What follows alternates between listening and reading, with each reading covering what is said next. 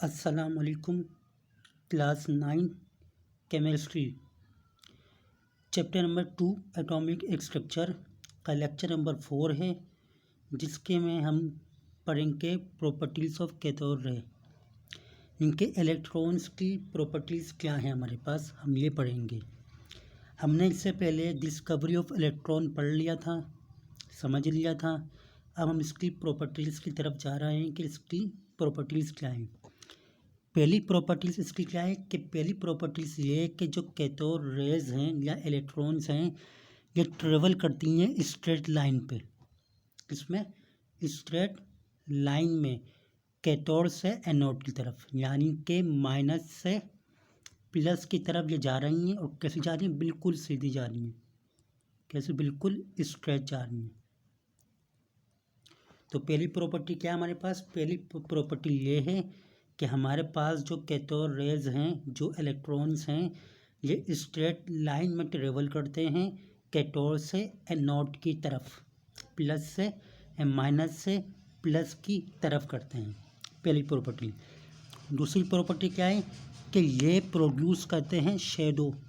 क्या करते हैं? शेडो मतलब साया। कब करते हैं? जब आप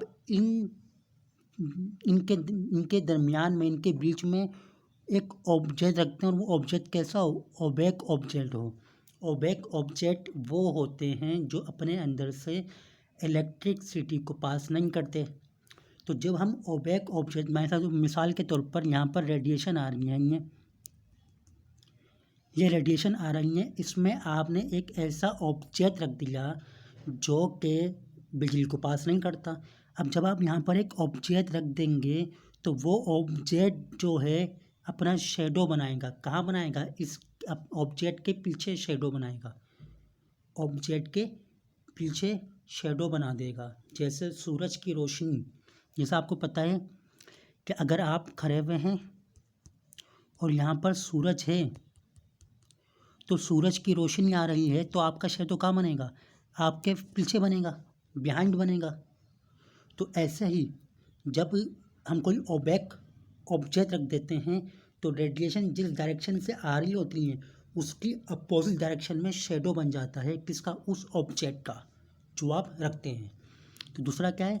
दूसरी प्रॉपर्टी ये है कि ये शेडो बना देते हैं जब आप किसी भी नॉन कंडक्टर को इनके रास्ते में रख देते हैं। तीसरा, आपको पता है कि कैथोड रेज या इलेक्ट्रॉन्स पे नेगेटिव चार्ज होती है। क्यों होती है? क्योंकि ये पॉजिटिव प्लेट की तरफ मुड़ गई। सही ना? मैंने बताया था आपको कि नेगेटिव और पॉजिटिव जो है ये आपस में अट्रैक्शन करते हैं, आपस में एक दूसरे के साथ अट्रैक्शन करते हैं। जबकि आपके पास जो माइनस माइनस है या प्लस प्लस सेम है, ये आपस में रिपल्जन करती हैं। तो क्योंकि हमारे पास जो माइनस वाला है, ये माइनस में, और सामने हमने रखा इसमें प्लस, तो 100% ये कहाँ मुड़ जाएगी? ये मुड़ जाएगी प्लस की तरफ। मिसाल के तौर पर अगर ये रेडिएशन सीधी आ रही है, सही है ना, आपने यहाँ पर रख दिया प्लस, तो अब ये रेडिएशन प्लस वाली, ये माइनस वाली यहाँ मुड़ जाएंगी। क्यों मुड़ जाएंगे? क्योंकि इन पे माइनस है और मैंने प्लस रख दिया। प्लस और माइनस क्या करते हैं? प्लस और माइनस अट्रैक्ट करते हैं, जिसकी वजह से क्या करेंगी? बैंड हो जाएंगी। कहाँ पर? पॉजिटिव प्लेट की तरफ। तो इसमें नेगेटिव चार्ज होती है। दूसरा ये है कि ये रेस जब स्ट्राइक करती हैं ग्लास से, किस ग्लास से? जो वॉल है ना, जो ग्लास ट्यूब है, इसकी वॉल से जब ये स्ट्राइक करती हैं तो ये ग्लो करती हैं। क्या करती हैं? ग्लो करती हैं। बताया था मैं आपको, ब्लूरिश लाइट का ग्लो होना, ग्लो होना करती हैं। ग्लो करने का मतलब ये है कि ये मटेरियल है, ये पार्टिकल है। तो क्या करती हैं? ये जब ग्लास की ट्यूब से स्ट्राइक करती हैं तो ग्लो करती हैं। 5 हमारे पास क्या है? 5 ये कि EM, यानी कि EM कहते हैं चार्ज एंड मास रेशियो जो है कैथोड पार्टिकल का, वो है 1.7588 एक्सपोनेंट 8 कूलम। याद रखिएगा, पर ग्राम, 8 कूलम पर ग्राम। ये क्या है? ये EM रेशियो है किसका? इलेक्ट्रॉन का, यानी कि कैथोड रेज का, कैथोड पार्टिकल्स का EM रेशियो कितना है? 1.75 588 1.7588 मल्टीप्लाई 10⁸